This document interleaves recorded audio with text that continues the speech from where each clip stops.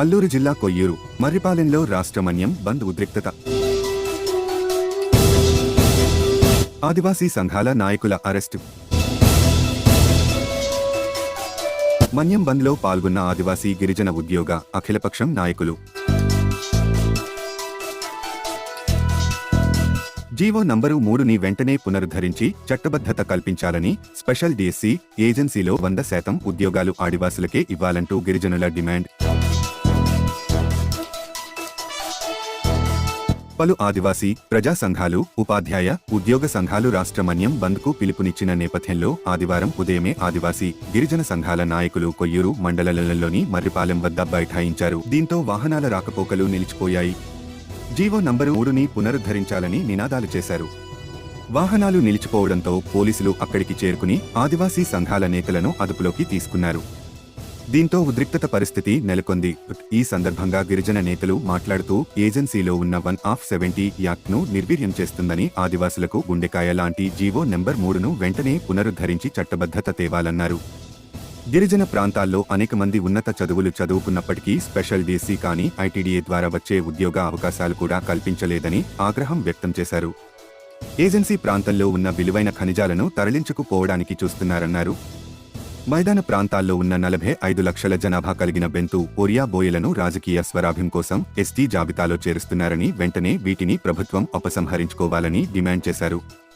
ఈ బంద్లో గిరిజన ఉద్యోగ సంఘ నాయకులు ధర్మరాజు పంతులు, బాబుపేస అమలు కమిటీ పాడేరు డివిజన్ కార్యదర్శి దొండా ప్రసాద్, గిరిజన నాయకులు చలపతి, గరింగిరాజు, దూరి కృష్ణ, బీఎస్పీ పార్టీ నాయకులు బొట్ట నాగరాజు, కృష్ణ, సత్యనారాయణ, గంగాధర్, గిరిజన యువకులు పాల్గొన్నారు.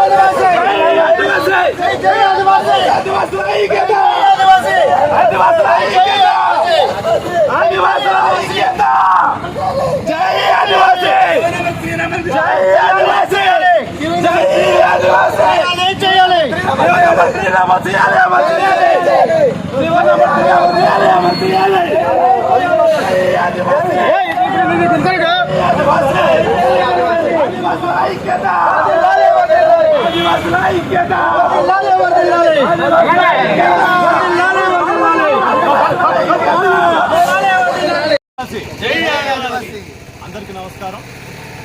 నా పేరు ఎస్ ధర్మరాజు. నేను గిరిజన ఉద్యోగుల సంఘం నర్సీపట్నంలో జనరల్ సెక్రటరీగా పనిచేస్తున్నాను.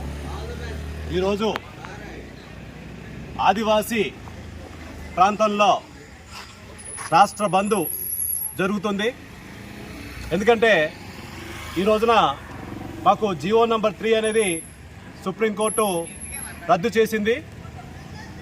అయితే ఈ మధ్య కాలంలో ప్రభుత్వం మెగా డిఎస్సి ప్రకటించింది. అందులో భాగంగా మాకున్నటువంటి పోస్టుల్లో మరి 5 పోస్టులు మాత్రమే మా ఏజెన్సీ ప్రాంతంలో మాకు వస్తున్నాయి. అందుకు మేము ఈ రోజున రాష్ట్ర బంద్ పిలుపునివ్వడం జరిగింది. దీంట్లో భాగంగా మా ప్రధాన డిమాండ్ ఏంటంటే ఏజెన్సీ ప్రాంతంలో ఉన్నటువంటి పోస్టులన్నీ కూడా 100% మా గిరిజనులతోనే నింపాలి. అదేవిధంగా మరి మిగతా శాఖల్లో ఉన్నటువంటి పోస్టులన్నీ కూడా మాతోనే, ఏజెన్సీ నిరుద్యోగులతోనే పూరించాలని చెప్పి మేము ప్రధానంగా డిమాండ్ చేస్తూ ఉన్నాం. అదేవిధంగా మరి రాష్ట్ర వ్యాప్తంగా ఈ బంద్ను నిర్వహిస్తూ మరి ప్రతి ఒక్కరూ ఈ బంద్లో పాల్గొని విద్యార్థులు అలాగే ఆదివాసీ నిరుద్యోగులందరూ కూడా మరి ఈ బంద్లో పాల్గొని వారు నిరసన తెలియజేస్తూ ఉన్నారు. కాబట్టి ఏంటంటే మా ప్రధానమైనటువంటి ఈ డిమాండ్లను మరి నెరవేరుస్తారని చెప్పి నేను డిమాండ్ చేస్తున్నాను. మరి నాకు ఈ అవకాశం ఇచ్చినటువంటి అందరికీ ధన్యవాదములు. అయితే ఈరోజు బంద్కు గల కారణం జీవో నెంబర్ 3 మరియు అలాగే ప్రభుత్వాలు, కేంద్ర రాష్ట్ర ప్రభుత్వాలు గిరిజనుల పట్ల అవలంబిస్తున్నటువంటి చర్యలకు వ్యతిరేకంగా ఈనాడు మనం రోడ్డు ఎక్కాల్సినటువంటి పరిస్థితి ఏర్పడింది. అయితే భారత రాజ్యాంగంలో గిరిజన ప్రాంతానికి 5వ షెడ్యూల్ అనేది ఏర్పాటు చేయడం జరిగింది. ఆ 5వ షెడ్యూల్ ప్రకారం ఇక్కడ కొన్ని పరిమితులు ఉంటాయి.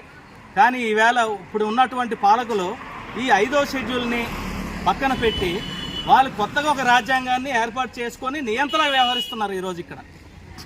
అందుకు గల కారణాలు కూడా మేము చెప్పదలుచుకున్నాం. ఎందుకంటే ఏజెన్సీ ప్రాంతానికి వెన్నెముక అయినటువంటిది జీవో నెంబర్ 3.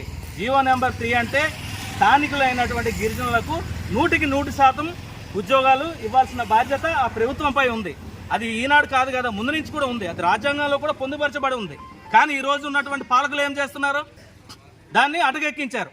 ఎందుకు అటకెక్కిస్తున్నారంటే ఇక్కడ ఉన్నటువంటి చట్టాలని ఒకటొకటి నిర్వీర్యం చేసుకుంటూ పోతుంటే అక్కడ ఉన్నటువంటి గనులు తవ్వుకొని వాళ్ళ సంపాదన చేకూర్చుకోవడానికి ఒక అవకాశంగా భావించి ఇక్కడ వ్యతిరేకంగా ఈరోజు వ్యవహరిస్తున్నారు కేంద్ర రాష్ట్ర ప్రభుత్వాలు. అదేవిధంగా మనం చూడొచ్చు, ఈరోజు చింతపల్లి మండలంలో ఒక ఎలక్ట్రిసిటీ సంబంధించిన దాన్ని ఒకటి కట్టబెట్టారు. ఏంటది? కట్టబెట్టి ఇక్కడ మనకి కరెంటు మనకు అవసరం లేదు, ఇక్కడ పవర్ ప్రాజెక్ట్ పెట్టారు. ఈ పవర్ ప్రాజెక్ట్ మనకు అవసరం లేదు, కానీ ఇక్కడ పవర్ ప్రాజెక్ట్ని ఏర్పాటు చేసి అదానీలకు, అంబానీలకు కట్టబెట్టే ప్రయత్నాలు చేస్తున్నారు. ఎందుకండి? ఇంతకుముందు కూడా జోలాపుట్టు ఇతర ఉన్నాయి, మనకి సీలేరు కూడా ఉన్నది.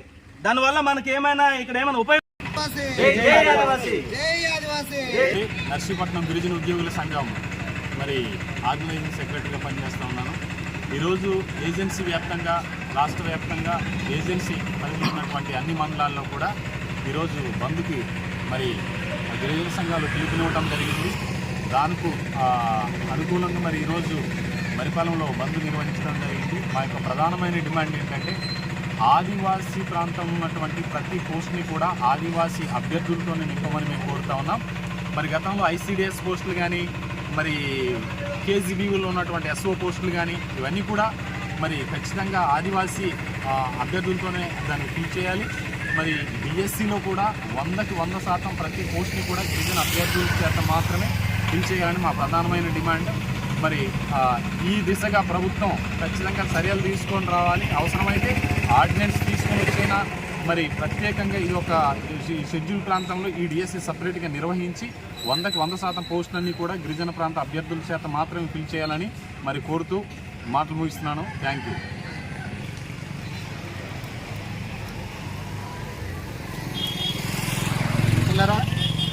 అందరికీ జై భీమ్. నేను బహుజన్ ఐక్యవేదిక కన్వీనర్ బహుజన్ బట్ట నాగరాజుని. మా బహుజన్లో భాగమైనటువంటి ఆదివాసులకి తీవ్ర అన్యాయం జరుగుతుంది కాబట్టి జీవో నెంబర్ 3ని రద్దు చేసినటువంటి సుప్రీంకోర్టుని దానికి ఒత్తసు పలుకుతున్నటువంటి కనీసం అప్పీల్ కూడా చేయనటువంటి రాష్ట్ర ప్రభుత్వానికి నిరసనగా మా ఆదివాసీలు, మా సోదరులు ఈరోజు నిరసన కార్యక్రమం చేస్తుంటే బహుజన ఐక్యవేదికగా మద్దతు తెలియజేస్తా ఉన్నాం. ఈరోజు ఇంతమంది ఉద్యోగులు, ఇంతమంది నిరుద్యోగులు, ఇంతమంది విద్యార్థులు, ఇంతమంది మహిళలు అందరూ వచ్చి రోడ్డు మీద ఉన్నారంటే ఇది ఎంత దుర్మార్గమైన చర్య అని చెప్పేసి కూడా మేము భావిస్తాను. ప్రజా వ్యతిరేక విధానాలని అవలంబించడంలోని ఈ రాష్ట్రంలో కానీ, ఈ దేశంలో కానీ ఉన్నటువంటి ఈ ప్రభుత్వాలు చాలా సులువుగా చేస్తూ ఉన్నాయి. దాన్ని ప్రజా వ్యతిరేక విధానాలని అవలంబించినటువంటి గతంలో ఏ ప్రభుత్వం కూడా మళ్ళీ తిరిగి అధికారంలోకి రాలేదు. అదే పరిస్థితి కూడా ఇప్పుడున్నటువంటి ఈ రాష్ట్రంలో ఉన్నటువంటి అన్ని పార్టీలకి కూడా వర్తిస్తుందని చెప్పేసి కూడా చెప్తా ఉన్నాం. ఈ ఆదివాసీలు ఇక్కడ ఉన్నటువంటి గనులు పట్టుకోవాలని, ఇక్కడ నిరుద్యోగులందరినీ కూడా ఉపాధి లేకుండా చేసి వీళ్ళందరూ కూడా ఎక్కడెక్కడో మీ ఫ్యాక్టరీలోనో మీ పనులకు ఎక్కడెక్కడో చేయించుకోవడానికి, కూలీలుగా తయారు చేసుకోవడానికి ఇక్కడ మా ఆదివాసీలో ఉన్నటువంటి జీవన విధానాలు అన్నింటిలో కూడా మీరు గండి కొడతా ఉన్నారు. అంటే మీ ఫ్యాక్టరీలోని కానీ, మీ కింద నుండి మీ కన్స్ట్రక్షన్ చేసిన అక్కడ కానీ కూలీలుగా తయారు చేయాలని చూస్తూ ఉన్నారు. అది చెల్లదని చెప్పి చెప్తూ ఉన్నాం.